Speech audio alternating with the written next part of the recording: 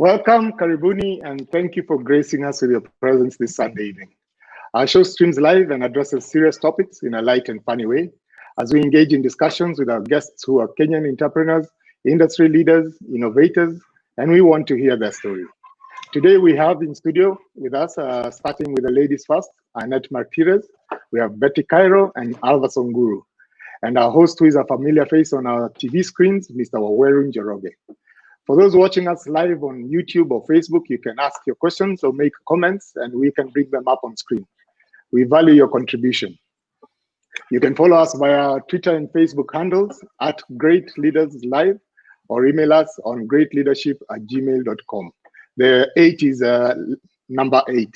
So I'm so looking forward to this show ahead. As our guests today, I've worked with each one of them on various products that I'm sure you've seen on your TV screens over the last 20 plus years. Waweru, over to you, Waweru. Thank you very much, Martin. Yes, this is Gr8leadership Live. This is episode 6, and we always thank you all for your support and joining us this evening. Martin's already introduced who the people are, but we'd like to ask from them to let us know who they actually are, what their background is very quickly, then we'll get into the show itself. Thanks. I'll start with Betty. Hi, okay, well, I'm Betty. Just a quick background about who you are. Why do people want to watch you? Why do they want to watch me? Well, I first started off saying I'm Betty, not Judy. Many times we're confused, so let me get that out of the way. I'm a communication enthusiast and passionate about brands. Why would they want to watch me? Perhaps because I might be able to impart some knowledge to them. Thanks.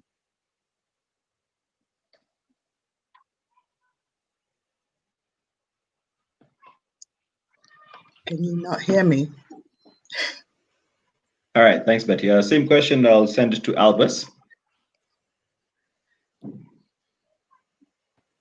And you see this is what I was going to say about live shows? Can you hear me? Good evening, Yep. My name is Alva Songuru. Yes, we can. Thanks very much, Waweru. My name is Alva Songuru, and thanks, Martin, for having me as well. I'm an advertising creative director. I've been in the business for 25 years. I run an ad agency called OG+A, and I'm here to sort of just share knowledge and also to learn a little bit from everyone here tonight. Thanks very much.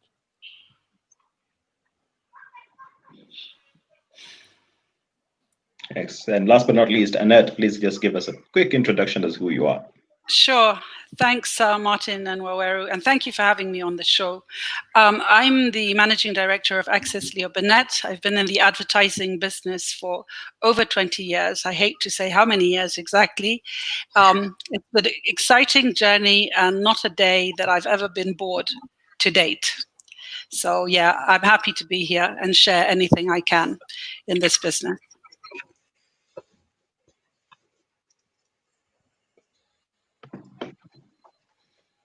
Great. Thank you so much, Annette. Right, last week, as you remember, we talked to the 3 marketeers.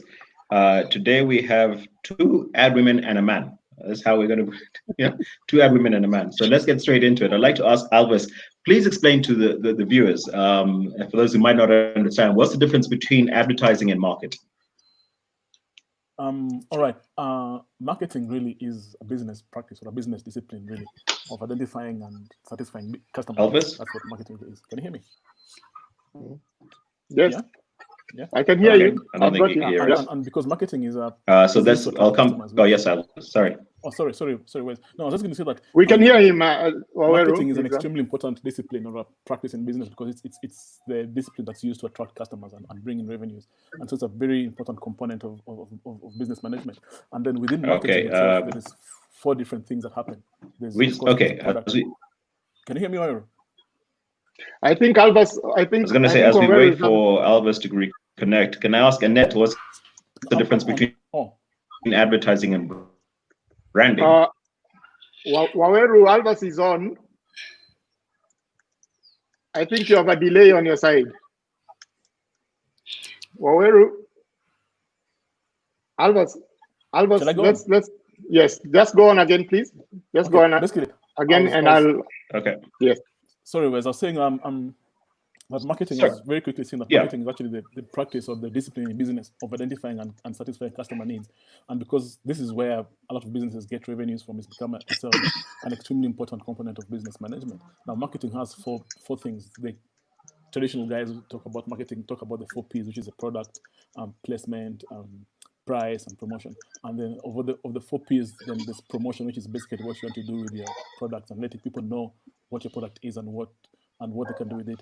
And so advertising is part of the 4th P, which is promotion and letting people know and putting word out there about your product and your service as part of marketing. And so advertising is really a component of one of the components of marketing, which is promotion. Yeah. Lovely. I think we've lost Waweru. The signal. Oh, here he is. He's coming back on. Waweru. Yeah. Right. I think. You have a question for me? No, I think Albert. The question is what happened. Yeah. Okay. Fine. So, Albert, to bring you up to speed, Albert has just finished explaining the difference between advertising and marketing. No problem. So let me shoot to Annette and ask her what's the difference between advertising and branding. Okay, well, branding is a broad concept, basically. It's an entire process of building an image and establishing a uniqueness of product. And it's made up of many things. It's made up of the logo, the colors, all the attributes that you put to a brand. And when people see a brand, they get a feeling, and they put meaning to the brand. And what advertising is a tool. It's a tool that helps you to communicate about the brand, to build a story of brands and bring out that meaning that the consumer takes away from a brand. Lovely. Thanks, Annette. Betty, last one for you, at least for this section. What's the difference between advertising and PR? Thanks, Wawero. I'm glad Annette talked about tools because both advertising and PR are communication tools and they help build brands. So the role of advertising is to enhance the desirability of a brand, in particular to create or reinforce and increase brand loyalty, while the role of PR is to build mutually beneficial relationships between organizations and the public and to enhance the reputation of a brand. So we talk about paid, owned, earned, and shared media. And the difference between the two is that traditional advertising has largely been paid media versus PR, which has been earned, in other words, unpaid, yeah? And that's through providing, so PR will provide the media houses with information in the form of press releases, etc. So there's an old saying, I hope I remember it correctly, which goes that advertising is what you pay for, publicity is what you pray for. So that's the difference. That's good. Yeah. Nice. Lovely. Well, I think it's frozen. But that's lovely. I think now at least that's clear. My next question will be to Betty. Why doesn't advertising work for most of the small businesses? So I don't know that advertising does not work for small businesses. Let me first start by saying that. I think the difference is that a lot of small businesses believe that advertising is either out of their league or is not tailored to suit the size of their business, which is unfortunate because I suppose, let me turn that around. The point is not that advertising doesn't work, but the small businesses need to apply different marketing tactics that work for them. So you can't take a huge organization's tactics and think it will suit and fit your business. Look at your business and use tactics that will work with yours. To answer the question, I think that it is essential for small businesses to advertise because, quite frankly, there's no point in, keeping your business a secret from your potential customers. So communicating what you have on offer, in other words, advertising, helps inform and shape consumer attitudes and opinions, which allows them to then make a choice of whether they'll try your brand, maybe buy it, or indeed not. So indirectly, one of the things that advertising can do is that it helps grow your word of mouth referral. Assuming one person sees your ad, one person likes it, you know, they will tell another person and that person will tell another person. So the more new customers you gain through advertising, that word of mouth, you know, it will help grow your business. So to answer you, Martin, I don't believe that it does not work for small businesses. I believe that the tactics that the small businesses use are incorrect. Sometimes they want to take shortcuts, some of which I've just explained. And unfortunately, they also go to people who are not skilled in the communication arena and think anybody can do advertising, which is not the case. Lovely. Lovely. So no, Hi guys, I'm shortcuts. back. Thank you. I do apologize for that. It's okay. Yeah. So Waweru, next is Annette. Martin, Small businesses. Yeah. Yep. Yeah, I want to just explain part of the reason why we're asking that aspect about the small businesses, especially focusing on that, is we're trying to put a bow on top of the line of questioning we've had and the kind of thought process we've been going through, starting with the catering industry, then this goes who do fresh delivery of fruits, to cottage industry, and then we looked at the aspect of branding, marketing, and now we're looking at advertising, hence the reason why that particular question came up.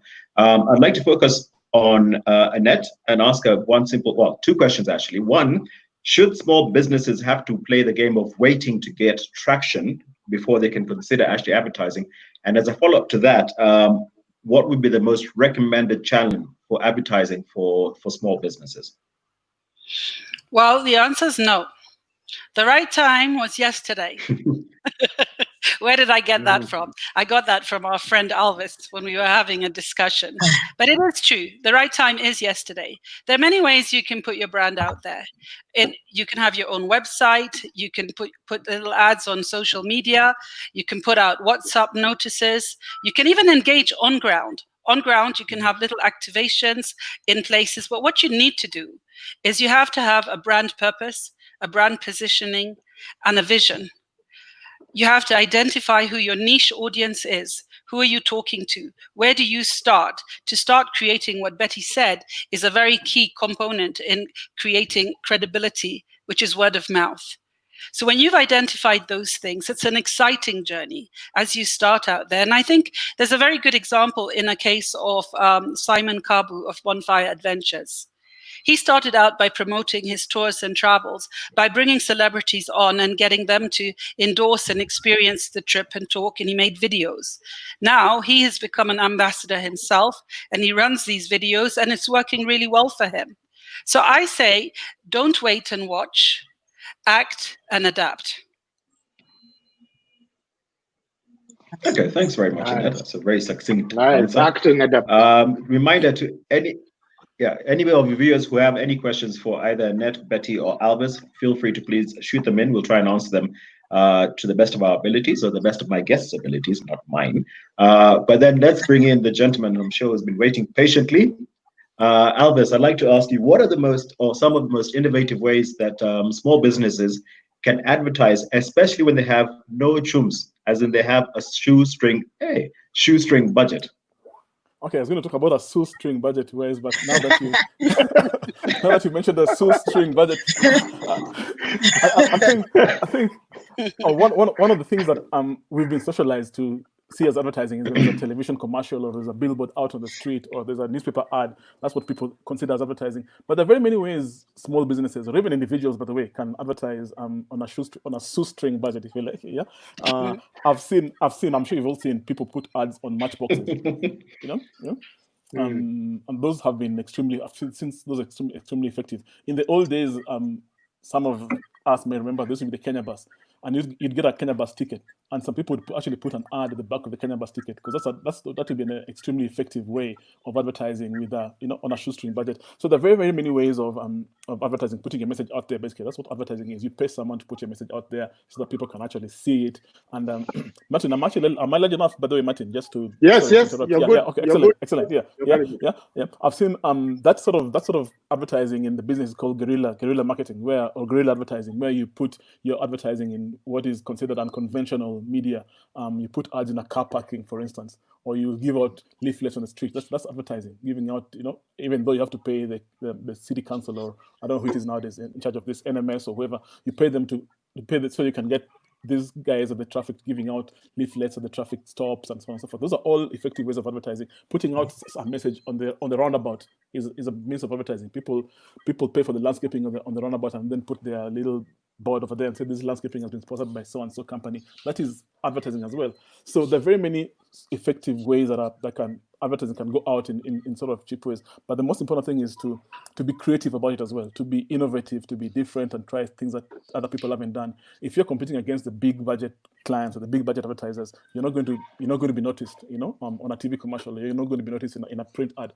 But if you do something different and new and fresh, and people will take notice of, and cost you little money, then there's tons and tons of ways of doing that. Yeah, and I've seen people doing that effectively in very, very many ways over very many years. Interesting. Every space is a potential advertising space. Absolutely. I saw a client who actually put out hired a gang of people and gave them t-shirts, and they're walking around CBD with branded t-shirts. That's advertising, Yeah. And the cost of that is hiring the gang. And thanks so much, Albus. Something I just picked up on what you said in terms of they can't use print or they can't use TV. Obviously, it's extremely expensive, but also there's probably been a shift, which is actually going to come to what I want to ask Betty in terms of there has actually been a significant shift in consumer behavior, and this is because of COVID-19, the pandemic and everything. Yeah. So how has this affected advertising of the industry as a whole in Kenya? Wow, you're quite right. There definitely has been a shift in consumer behavior. A lot of research polls talk about this pandemic being sort of one of the most disruptive and challenging periods of humanity since many years before I was born. And so consumers have changed in various ways, so as to adapt out of necessity. They're becoming more virtual and isolated. So some of the points within consumer behavioral change is consumers are reevaluating what's important to them. They're concerned about their future and their finances. You have a job today, but maybe you've got pay cuts, maybe tomorrow it's not there. And of course, this affects the disposable income, which has reduced, and therefore they're becoming more and more cognizant and selective about what they purchase. So limiting their spending to what they deem as essentials. So, luxuries are not top of mind anymore. There's also been an increase on online shopping, and a decline in-store for in-store visits. So brick and mortar has sort of been hit quite hard. So your question is, how has this affected the advertising industry? Well, no doubt that the business model for many of our clients has been challenged, and many businesses have been affected by this. So there are several businesses, local businesses to name a few, are the flower industry, restaurants, retail shops, etc., who have actually had to close down. On an international level, if I may speak of them, here I might name them. Starbucks spoke about how they're closing approximately about 400 stores. Zara is closing some of their stores indefinitely. So of course it has absolutely affected the advertising industry. But the question, I suppose, is how do we pivot, because it's affected us and our clients, but we need to be able to pivot. We need to be able to reinvent ourselves. We need to do more online than what was used to being done. Alva spoke about TV and you spoke about print as well and how expensive that is. So there are other avenues of advertising, and some of our clients are using those avenues and realizing the benefits of it, whilst some, because that was not their model, they're trying to pivot and get onto online.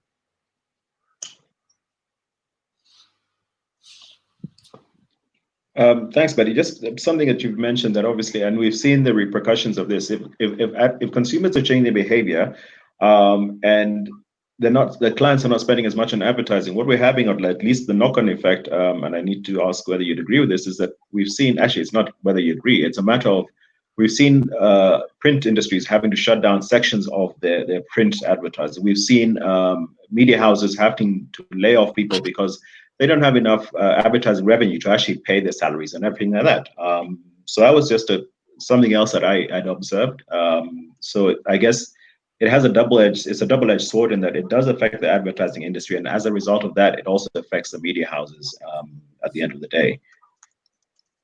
That's correct. And that's why I'm saying we need to look at other platforms like online, digital.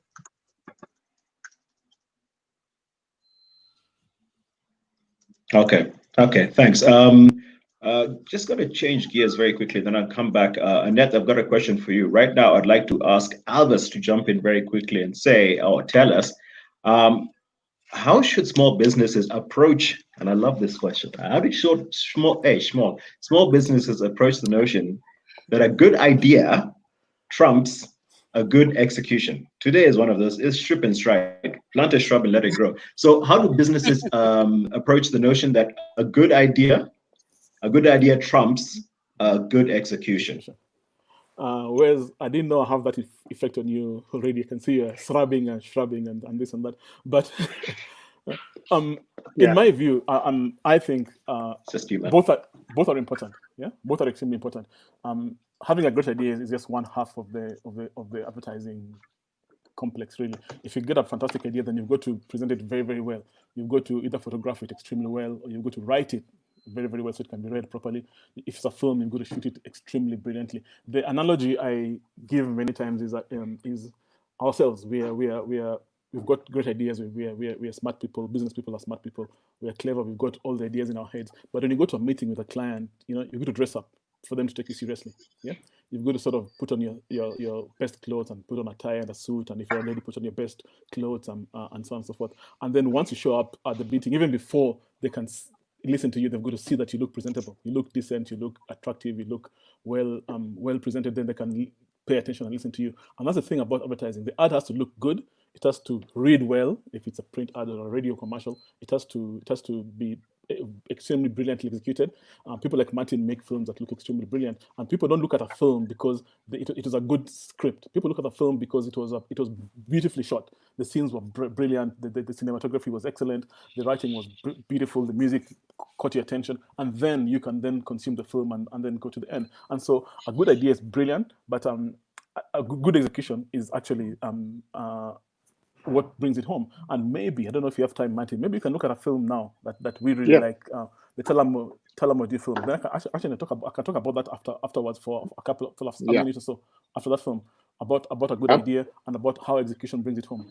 If this time you can actually just have a quick look at that. Absolutely. What I'll do, I'll run it fast so we can all watch the film, get the story, and then we'll play back a second time and Albus can run us through it. But yes, it's a typical example of how you can stretch your creativity with the limited resources and just do a beautiful execution. So here we go. Of all the money that I have, told you it was going to rain. Yeah. I've spent it in good company. It's better to pass into that other world with full passion and glory than to fade and wither dismally with age. And all the harm that I've done, deep. alas, it was to none but me. But since it has so ought to be, by a time to rise and a time to fall, come fill to me the parting glass. Good night and joy be with you all. Of all the comrades that e'er I had, they are sorry for my going away, and all the sweethearts that e'er I had, they would wish me one more day to stay. And all I've done for want of wit, to memory now I can't recall. So fill to me the parting glass. Good night and joy be with you all. Glasses up to my brother Jerry. May God be with him. To Jerry. To Jerry.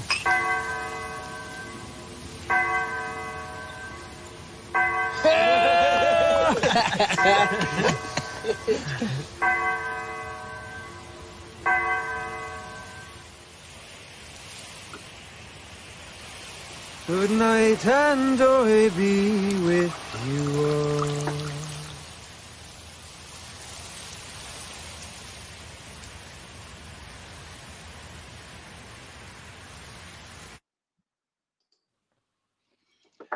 Nice. Very. Nice. Yeah. Yeah. What's the technique, really Albus, good. where you lead us into a certain direction, thinking the story in this case is they're walking the dearly departed to the cemetery, and we end up actually they're sending him off to his wedding to start a new life in marriage. Your mic. My mic is on. Can you hear me? Yes. Yeah. Yep. Yeah. That is the beauty of execution and idea. Yes. The idea is very simple, really. As Martin has said, there's a bunch of 4 blokes, and one of them is getting married, but they make us think that they're sending him to his funeral, but actually going to get married. And that's a simple. That's a simple.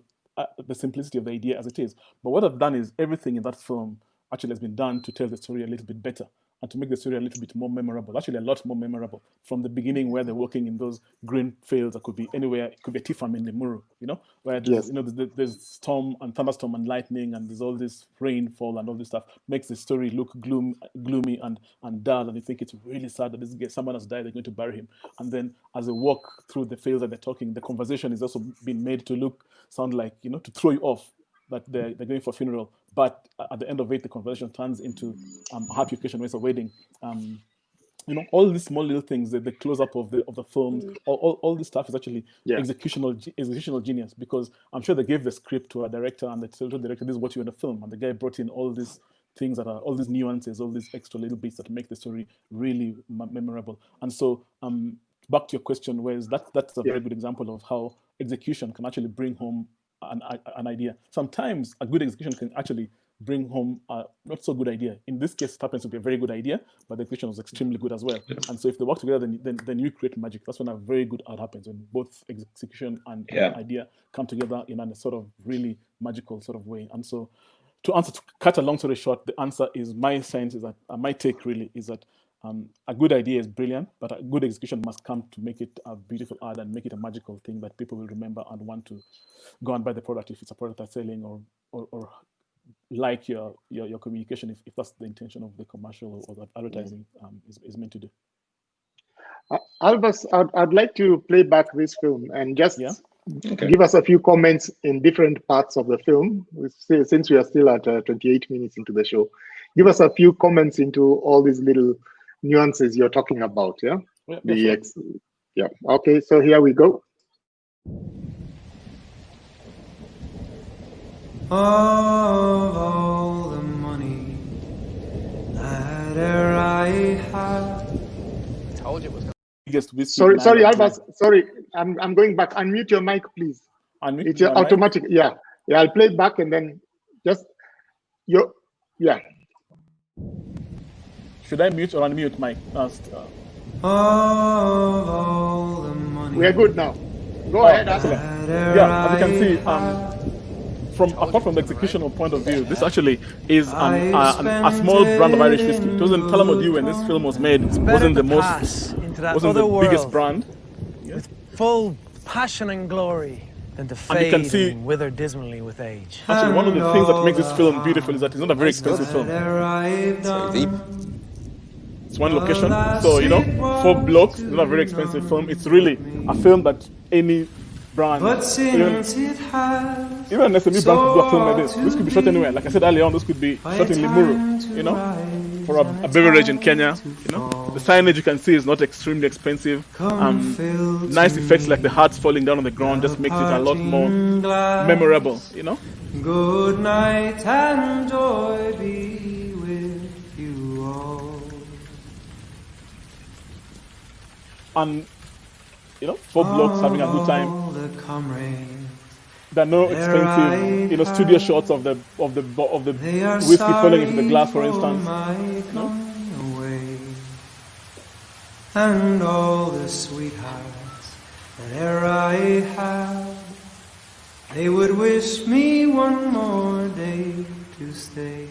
Even the music really is an old Irish folk song, you know. Parting Shot is an old Irish folk song that they sang at funerals. And so they didn't go to an expensive producer to produce a fancy, expensive jingle. It just used what is available in the culture. You know? The parting glass, good night and joy be with you all. Glasses up to my brother Jerry. May God be with him. To Jerry. Jerry. To Jerry.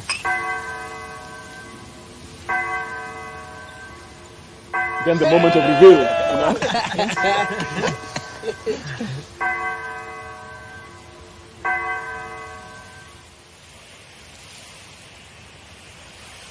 Good night and joy be with you all.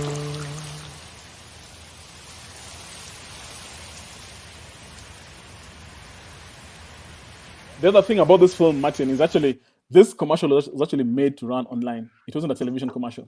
It is an online film. And therefore, of course, it didn't cost an arm and a leg to run it on television, even though it's 1 minute long, which is why they could afford to make it a minute and plus long, because it wasn't a 30-second film for television, but it was an online film. And so very many things kind of conspire to make this a fantastic film, even in our context, as we talk about SMEs and small businesses and so on and so forth. It's a film that, in my view, would be extremely affordable to make, number one, but number two, plays on things that are close to small businesses, the culture, you know, the tea fields, if you like, or whatever fields those were, the green hills in whatever bit of Ireland that was, the local church. They didn't go to an expensive location, or all these fellows pouring drinks out of their hands, not those expensive pouring shots we see in studio shots of commercials where they've got to spend days and days getting the perfect shot and so on and so forth.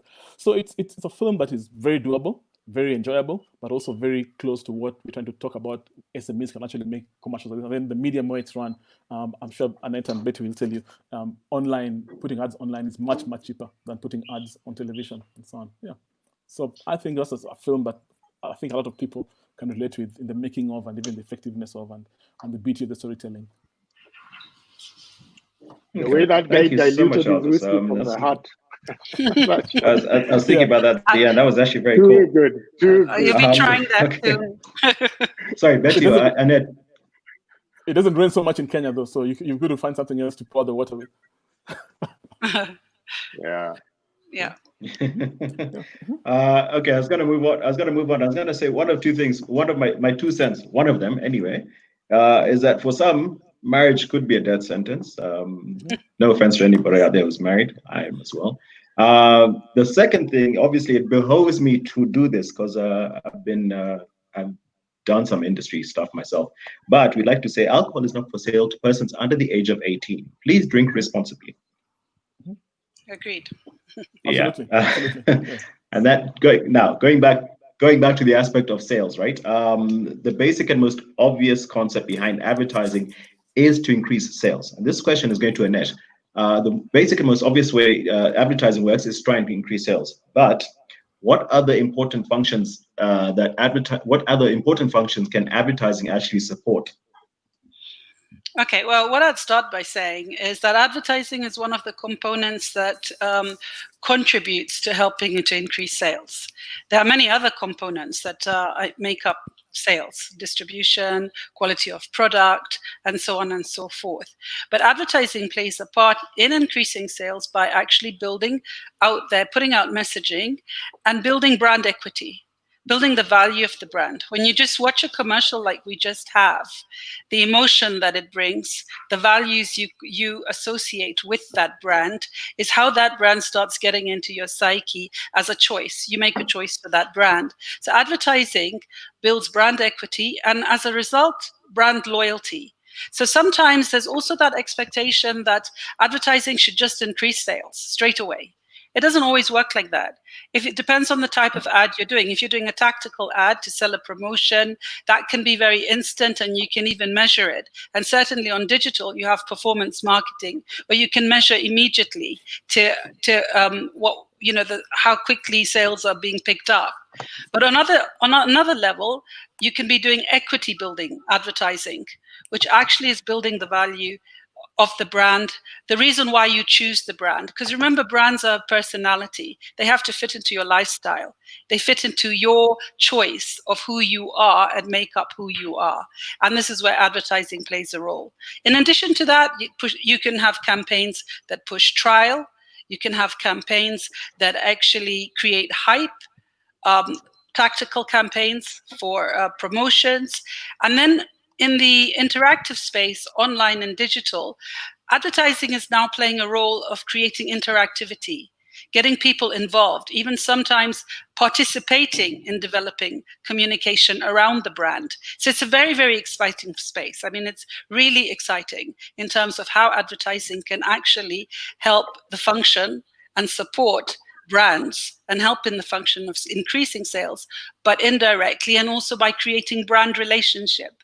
It creates the relationship that you have with brands and the brands you choose in your life.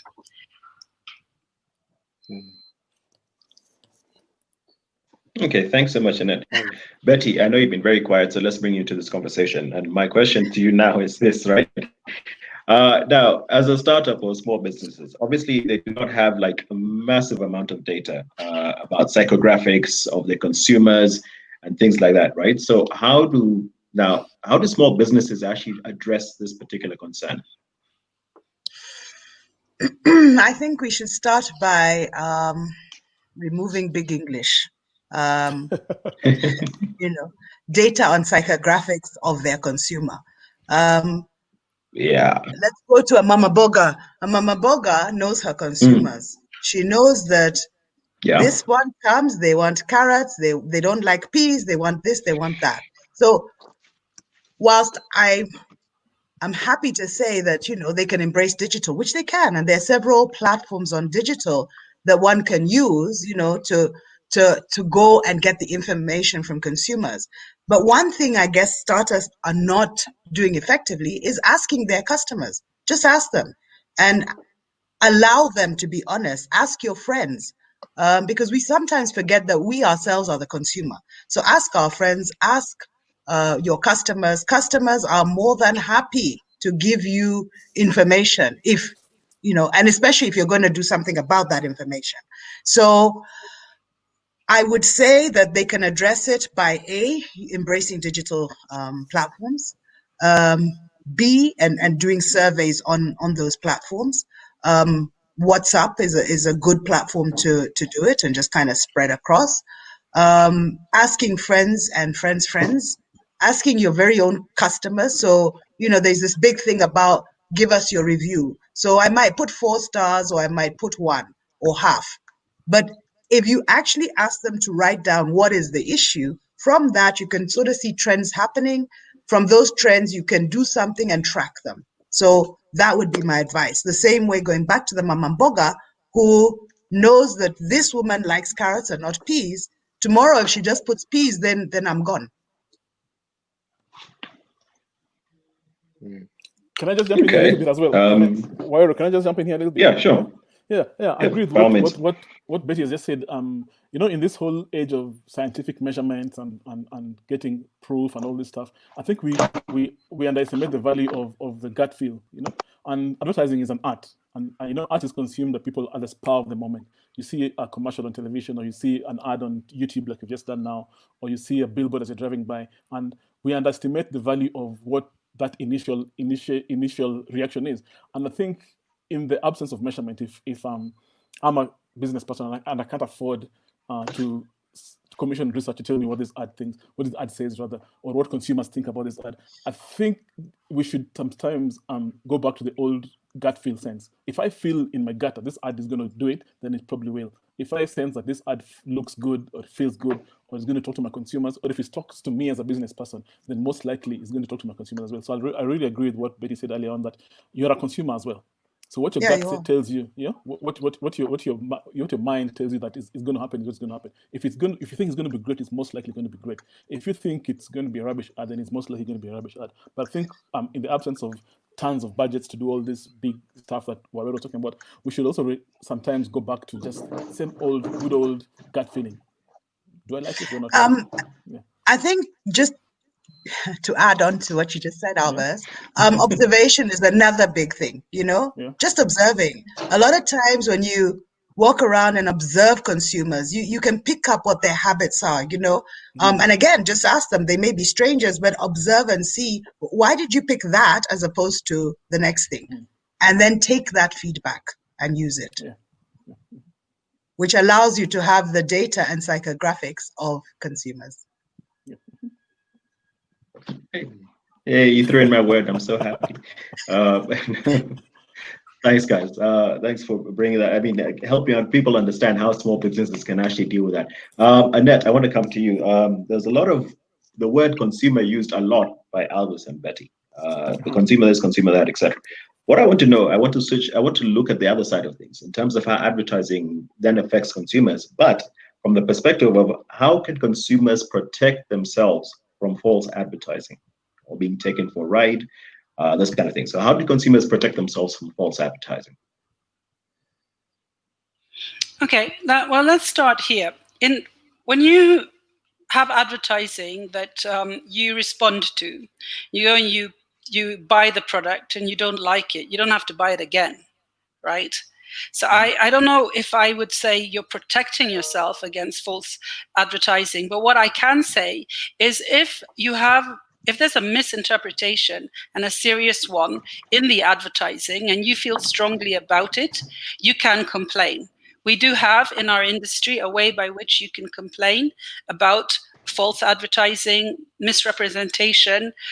We have the Advertising Standards Board, and if you contact the APA, the Association of Advertising Practitioners, or MSK, they will lead you to the Advertising Standard Board, and they then analyze the problem, and if they agree with you, they will actually ask the advertiser to take that advertising down. So there is an avenue by which consumers are protected in that if they find that there's a gross misrepresentation of facts or something that they feel is offensive, they have a channel by which they can complain. This is conventional advertising. Now, when we move to the digital space, this is much more challenging because here you have a lot more issues. There's a lot of issues around bait switch, fake news, these 7-day trials where they've taken your credit card information and maybe using it. What we do have on our side is the Communication Authority of Kenya, the CA.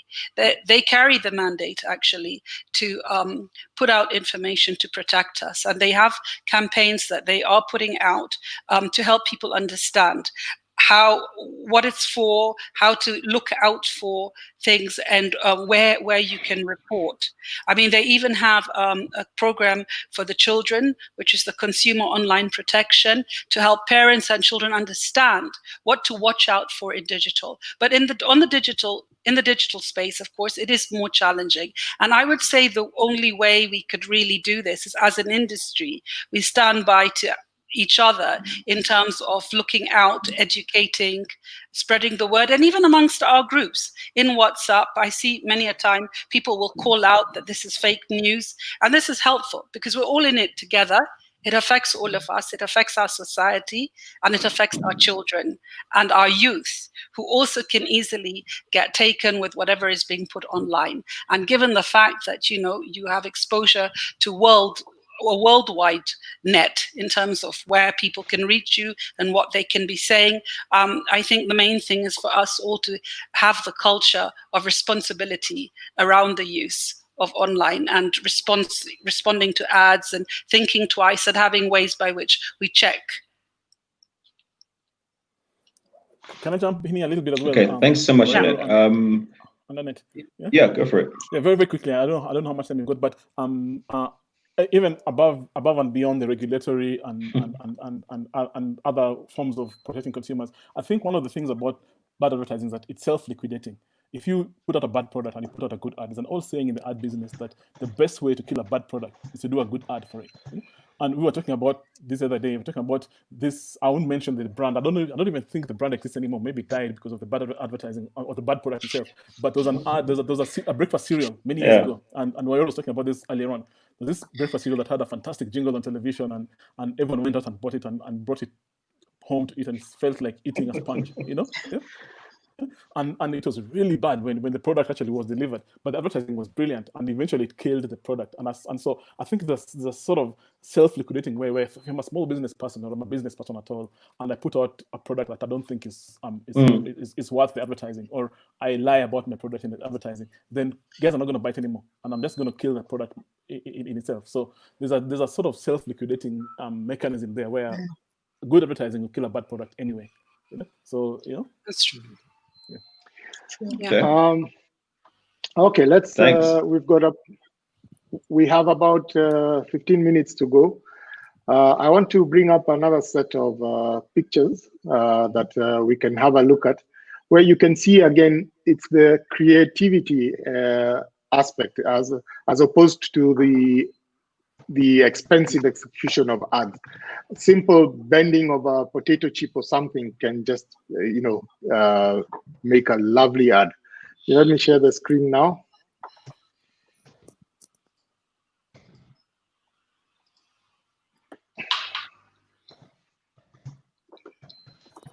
That's McDonald's. Albus, maybe you can walk us again through this.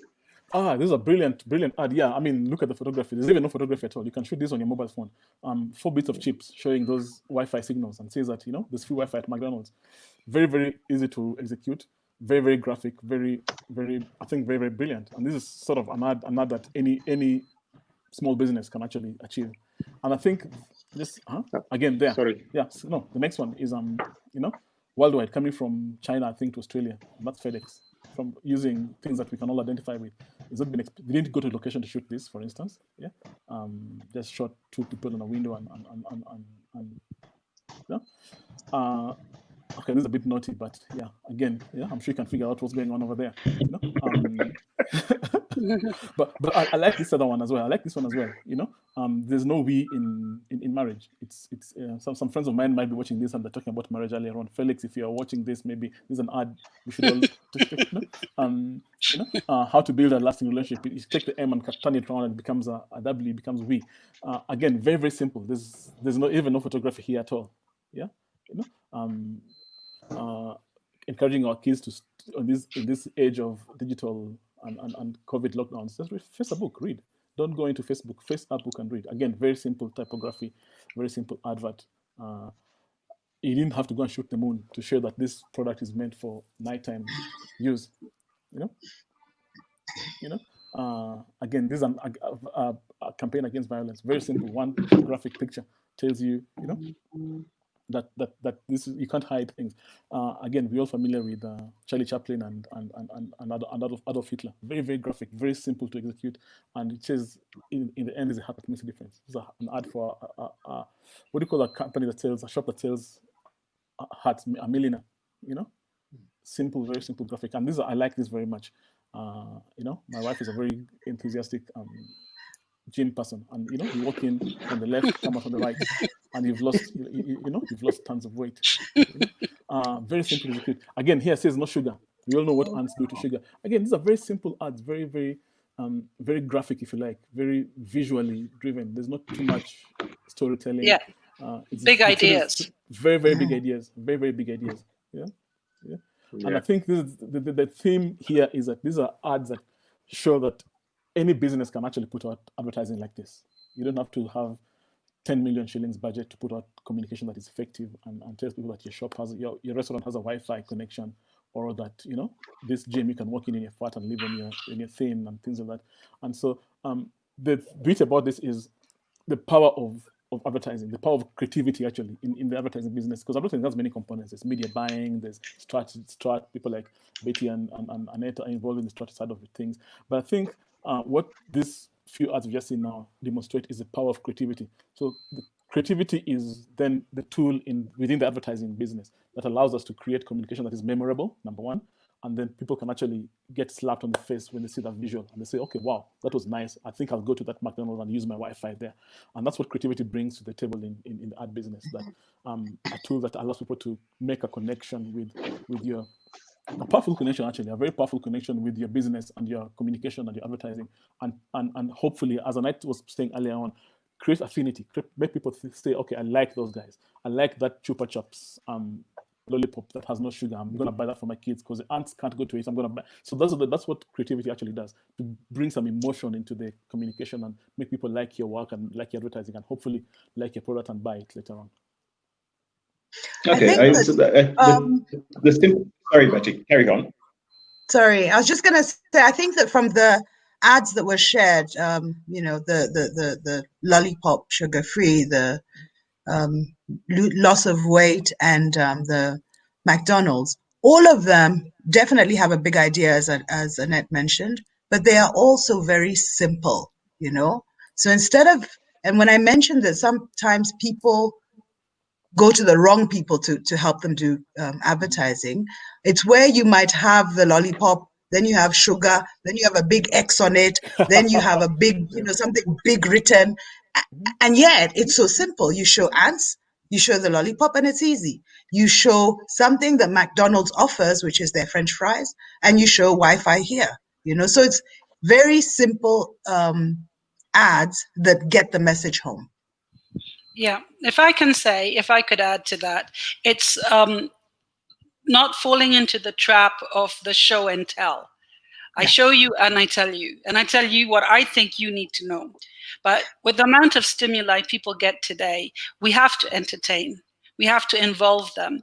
And that's where big ideas and good ideas come in, because they actually get you involved in the ad and you remember them. And that's where creativity comes in. And as Alvis was saying, why we need to put more sort of creative thought into what we're doing. And if we were bringing out a brand, how are you going to position it and get that idea that's memorable?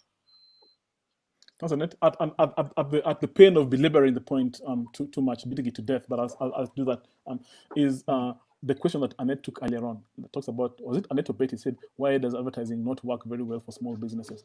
And I think this illustrates that answer. What Annette and Betty have just said now is that it takes a certain kind of professional creative person to simplify that idea and make it graphic and make it powerful enough for the consumer to say, wow, I like that. And I think a lot of small businesses, also a lot of SMEs really don't want to invest, don't want to engage a professional ad person to make the advertising. And I think it's important to engage professionals, whatever cost, the cost and the finances notwithstanding.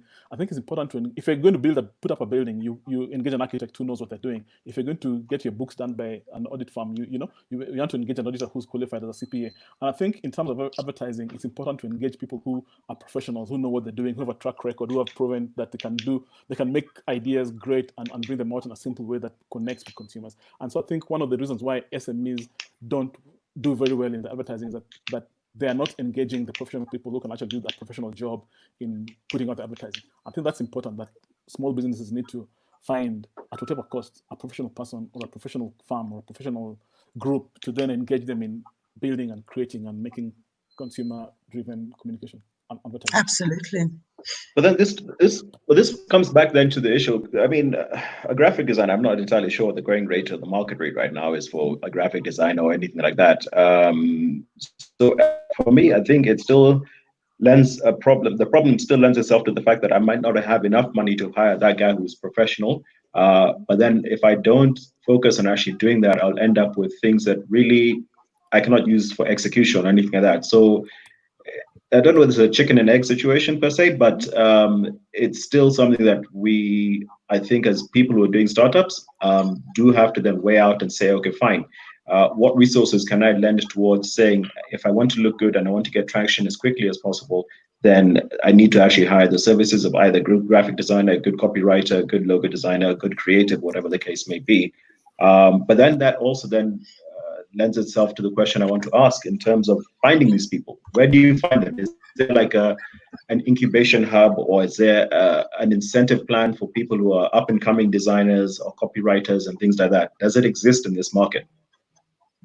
Can I answer that? Actually, it does exist. Alvis, I'd like to ask you that. Yeah, please. Yes, yeah, I'll take that. There's a group that we set up as creative people in the industry, the advertising industry in this country a few years ago, maybe 10 years ago, maybe a little bit more. It's called the Art Directors and Copywriters Club, which is basically a place where all these young and upcoming, and actually all these young upcoming creative people get mentored by older, more experienced creative people, and a lot of interaction happens on Facebook. We have had a few physical events before COVID and everything, but where people actually come together and share ideas and mentor each other and talk about how to create ads and so on and so forth. And there's a wonderful group of people in that in that Facebook group. Now, back to your original question, the first part of the question was about how do you then, small businesses cannot engage a full-fledged advertising agency, but would you be able to hire a graphic designer or a copywriter? I think it's possible. It's very, very possible to do that, because there are very many people freelancing, even people from the ad agencies, people who've got experience in advertising, who've left the agencies, who have, for some reason or other, left the business to go out and freelance on their own. And that resource would be much cheaper than doing it yourself as a business owner. So there's tons and tons of people available from that group I've talked about on Facebook, the Art Directors and Copywriters Club of Kenya, where there's tons of people looking for freelance opportunities. But even outside of that group, there's tons of people who have got tons of experience who would be willing to help small businesses create communication that would then be professional and be able to do the job and build brands and build their businesses in a much better way than if they did it themselves as a business owner, or if they didn't do it at all in the first place. Let me just add to that. I think, because it's true, a lot of startups feel that agencies or professionals are going to be very expensive. Sometimes it's as simple as just asking, this is my budget, would you be able to assist me? And to Alvis's point, there are many who are willing and able, and including some of the agencies who want to showcase. So in Alvis's case, they might want to do something quite creative and feel, look, if you trust me enough, I can do it for you at a fraction of the price. So it's about asking, but asking the right people to aid you in building and doing your advertising. All right, thanks so much, Betty. I believe there's a question from one of our viewers. Yeah, is there a distinction between commercial product selling, advertising, and social campaigns selling a social need? That's from Alvito D'Souza. He's asked, is there a distinction between commercial product selling, advertising, and social campaigns selling a social need? Question mark. Can I answer that? Can I attempt that? By all means, please go ahead. Is that the multiple choice question? I think the answer is C. B. Yes, C. I was going to say A. Alvito, actually, the answer to that question is, I think, my opinion is that there's yes. There's lots of social awareness communication that's going out in the market. And the difference really is when you're selling a hard sell product, you're selling a soda, you're selling a chewing gum, you're selling a soap, or you tend to be a little bit more, in a sense, you want to push the purchase quickly, so you want to be a little bit more persuasive to get the product bought. But you're not doing a social cost. You're creating AIDS awareness, you're creating COVID awareness, for instance. You want to be a little bit less in the consumer's face and be a little bit more persuasive, a little bit more gentle, a little bit more, a little bit less pushy in your advertising. I think that's the sense I get over the years. I don't know what Betty and Annette think. Well, from my standpoint, I sort of see there's no distinction in terms of the differences, because each time you're working on a campaign, you walk in the shoes of what is needed. You understand the consumers you're reaching. You tap into what they're like, what messaging you need to get across to them, and why. So whether it's from a commercial standpoint or even from a social need standpoint, the process is the same. And to me, there's no distinction. Budgets might be different. Agencies may try to approach it from different angles because of the nature of what a social responsibility campaign can be about.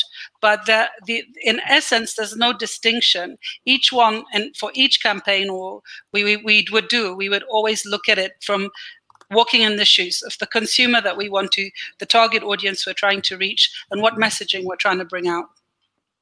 I agree with you, Annette. And as opposed to echoing you, I just think that, yes, it's just the tactics that one uses may be different, but otherwise it is the same. Yeah. All right. Thanks, guys. I hope Mr. D'Souza has got some insight or shed some light on the question he asked from our three panelists, Annette, Betty, and Elvis. Sadly, we've kind of run out of time. Time flies when you're having fun. I don't know why English is swinging me today. But let's switch. Let's switch. But I'd like to ask our guest. There's no way. So I'd like to start with Annette and ask you, what would your parting shot be for today's show about advertising on Great Leadership Live? Okay, so talking to SMEs and small startups that are trying to get going, my message to them is go for it. Don't wait and watch. Act and adapt. Basically, Winston Churchill said, never waste a good crisis. And that's what we're in. So during this time, we need to be more creative, more active, have more faith in ourselves, and go for it. It's exciting from a work standpoint. Nice. Thank you so much, Annette. Betty, over to you. Wow, after Winston Churchill, well, I'll just say, I think for mine, man. Sorry? What did you say, Lara? Wait for his. Oh. Wait for mine. So I think for small businesses, I'll go back to saying, look, advertising or communications, because I think sometimes, again, this big English, we get stuck in what advertising is and isn't. So I think the communications is important for your business. I think that it's essential. And what is more essential is using the right people. I'm happy. Come to me. Come to our agency, and let's see how we can help you make your startup become a medium-sized business or even larger. Today you're a small business, and there are many, many small businesses that communicated and have grown because of doing so. So I wish you all the best. I look forward to meeting with you, and I do hope that you don't think that advertising is not for you. Lovely. And last but not least, Elvis. My parting shot would be to small business owners and actually even big business owners. Advertising can be a great tool in building a business. There are very many businesses across the world that have actually used this business tool to improve their businesses, to make sales, especially businesses that sell fast-moving consumer goods. And I'm talking specifically to it's a friend of mine who might be watching this. David runs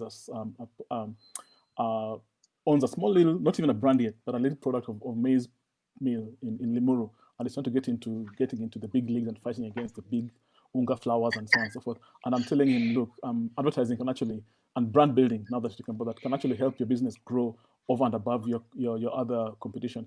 And so look at advertising as an essential, and even brand building is an essential tool in building your business and growing your business. There are very many examples across the world of small local brands that have grown into big global multinationals from using the power of brand building and advertising and so on and so forth. And it's not always been done in this country. In this country, it's always been the big brands that put out advertising. But I think the small businesses, business owners in this country can actually employ the tools that we use in advertising and brand building, cost notwithstanding. Like Annette and Betty said, you can discuss with people, you can talk, you can find ways of mitigating costs. But I think it's an extremely important tool in building business and building brands in what you do. And so I encourage anyone watching this as a business owner, as a small business owner, look at ways and look at means, look at opportunities you can use to grow a business through advertising and through building your brands.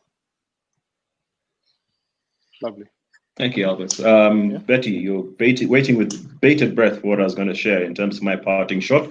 Actually, it probably links back into the commercial we saw in the middle of the show, right? And it's a simple one, and I know it's been overused many a time, but it's the one from Maya Angelou that says, "I've learned that people will forget what you said, people will forget what you did, but people will never forget how you made them feel." Absolutely. Fantastic. That for me is Fantastic. what Absolutely. Absolutely. I perceive to be, yeah. So that's my parting shot. Well done. Yes. Excellent. Well Excellent. done. I like it. Thank you. Thank you so I much. thought you were going Blushing. to Thank put you. another politician after she quoted Winston Churchill. I thought they were going to bring in a politician. Yes. Yeah, Maya I was Angelou. actually, That was brilliant. Brilliant. I think Maya coming after Churchill Thank you. kind of diffused Yeah. diffused the thing. So, yeah. Before you Yeah. go, Martin, there's Okay, a comment mine is to say, from my friend Oscar Buko saying you need to have more of these. Yes, I saw that. Yeah. I'd put it up. There we go. Oscar. Excellent. Hi, Oscar. I haven't seen you for ages, but happy you're following the show. Yep. Hi, Oscar. And this for the audience watching, we've actually worked together. I've been on. I can actually say all of the guests tonight have been my bosses in one way or the other. Clients, bosses, any way you want to look at it. But the thing is, yes, and we've had many lovely experiences on set. Of course, this whole advertising, what you see as the end product on TV and what happens behind the scenes is very different. The stress levels and all that are all towards the same goal of achieving the best product. I'll just say one thing. I'll just because I'm a lover of this, and it's actually my it's what's on my WhatsApp thing, the KISS principle. And I'm sure for those who do not know what the KISS principle thinks, I'm being a romantic, which it's not that. It's actually KISS is an acronym for Keep It Simple, Stupid, or Keep It Stupid, Simple. And it's a design principle noted by the US Navy in 1960. Basically, KISS principle states that the most systems work best if they are kept simple rather than made complicated. Therefore, simplicity should be the key goal in design, and unnecessary complexity should be avoided. And I think the same can be done in writing your copy, scripts, creative, the photos as we saw, and I'll refer to the chupa and the ants, just making the ants do a little curve around the lollipop thing tells the story in that whole simplicity. The window frame of passing the package from China to Australia, that was brilliant. I mean, yeah, what did it take to execute or put together as an ad?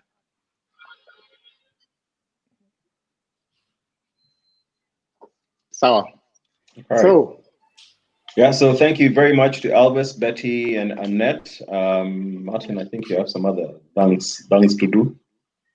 Yeah, mine is thank you all once again for accepting to be on the show. Thank you to our viewers who are watching. We continue with these discussions every Sunday. As Waweru told us earlier, this whole series of branding, marketing, advertising were tied to the first 3 shows which we did, which were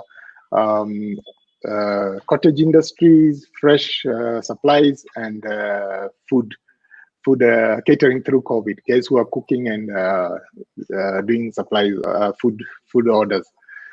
So moving on, we've still got a lot to talk about, all under this whole leadership thing. We'll be addressing various aspects of business as well. We still have to do sales. We have to see how to get your product onto the shelves in the supermarkets and everywhere else. We have to discuss pricing at some level, and then we go into other social topics. So stay tuned, and let's see what we have next week. We always keep our show topics as a surprise and release them in the middle of the week. So thank you all. Thank you, Annette. Thank you, Betty. Thank you, Alvas. Even to us. Nice to see you. Even to you guys. Thank you for the opportunity. Yeah. Truly appreciate you made time to be on this show, and let's keep the show alive. Have a good evening, everyone. Bye, Annette. Bye, Betty. Bye-bye. Bye. See ya. Bye, guys. Thank you. Yeah.